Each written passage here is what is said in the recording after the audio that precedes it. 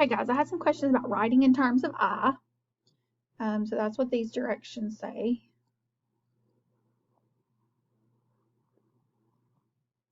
Okay, sorry that's so messy. So really, this is just like simplifying radicals normally, except if there's a negative under the square root, that means you're going to pull out an I at the end. So here, if this was just square root of 9, we know the square root of 9 is 3. Okay, so we're going to get 3. But because of that negative, it has to come out as an I. The reason for that is because the square root of -1 is equal to I. Okay, so that's the answer for that one. All right, over here we have negative square root of -228.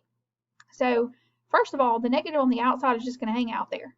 Okay, it doesn't mean anything as far as the problem goes. So we're just going to leave that negative on the outside. Then forget about the negative underneath for just a minute, and we're just going to focus on 228.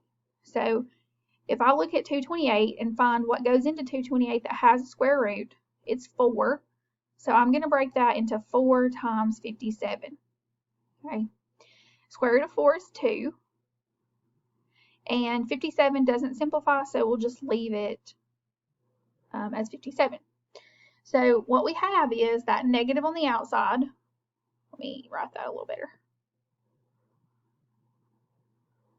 Okay, we have the negative on the outside. And then I have 2 square root 57 to simplify 228. Then because I have that negative here, okay, that tells me that I need to pull an I out. And so I'm going to put an I there. And that is your answer.